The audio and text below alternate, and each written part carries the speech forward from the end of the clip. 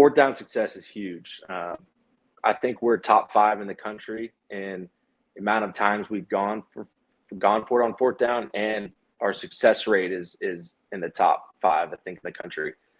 Obviously, versus Virginia Tech, we go 3 for 3. With the first one being in the red zone when we score, we throw a touchdown to Kamari Morales.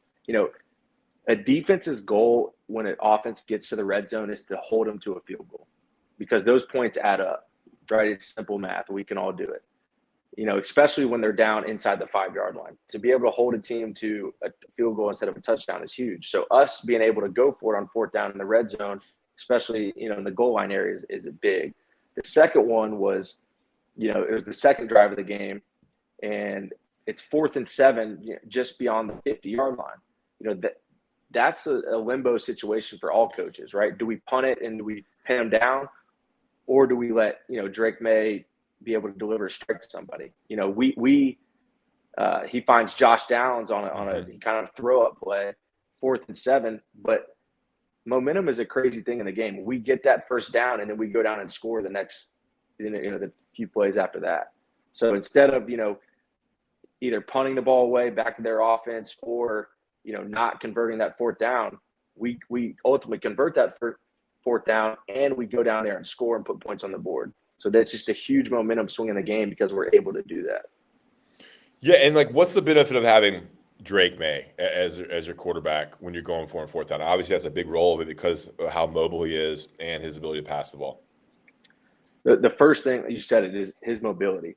There's nothing more demoralizing to a defense than, say, it's 3rd and 9 or 4th and 9, and you're playing pass coverage. You're rushing 4 and you're dropping 7, and you're matching up all the routes, and the routes are completely matched up. There's nowhere to go to the ball, and Drake May eludes one defender and scrambles for 11. There is nothing more demoralizing. I would rather a team run it down my throat than us play great coverage and the quarterback somehow navigates and escapes for 11. I'm telling you, it hurts. It hurts the defensive coordinator. It hurts the players on the field because, he's thinking in the back of the head, okay, I can't call that coverage next time because he's more athletic than our defensive lineman, and we can't get home with 4. So just his ability to run and have mobility and make plays with his legs is so crucial. Yeah, I mean, there's so much confidence right now in the UNC offense, and I wrote about it this week, and Matt kind of talked about it a lot after the game on Saturday. I mean, he's going to go for it on fourth down, whether, it's either on the inside the 50 and it's, 4th and 2, 4th and 1, he's going to go for it. On the goal line, 4th and 1, 4th and 2, he's going to go for it. He has confidence in Drake May. Field goals don't do much anymore. You need 7 points to win, especially against good teams. You saw them go for it against Notre Dame a couple times as well. He'd much rather have 7. If he doesn't get fourth down, at least you're pinning the other team's offense pretty deep in their territory there. And then Phil Longo likes as well. I think it really affects play calling.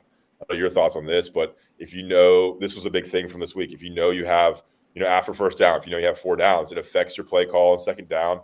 It definitely affects your play calling and what Drake does on third down. Get half of it. If it's 3rd and 8, maybe get 4 or 5 yards. You don't need the 7 or 8, 9-yard play, and then fourth down, get the rest. Your thoughts on just how it affects play calling? Anything different other than that from an offensive standpoint? I'll speak from a defensive perspective because I think it's tougher in that sense. Say it's 3rd and 6, right? A traditional offense on 3rd and 6, they're not going to run the ball, right? So there's a breaking point when a defensive coordinator is studying the offense and he says, okay, if they get to 3rd and 4 or more, 90% of the time they're throwing the ball. So your calls as a defensive coordinator are correlated to, pass defense, or if you're going to pressure them, whatever it's going to be. But so say you get an offense that's 3rd and 6. So you're thinking, okay, quick game, maybe slants or outs or something quick to get, the 5 or 6 yards you need. Well, in our case, we can still run the ball in 3rd and 6 because if we know we're going to go for it on 4th and 2 every time, say we run the ball and get half back, then it's still 4th and 2, 4th and 3. So the defensive coordinator he's kind of handcuffed. He doesn't really know what's going to happen because it's kind of breaking the stereotype of what they normally do in that situation. So it puts way more pressure on the defensive coordinator and what he's going to call than it does on the offense.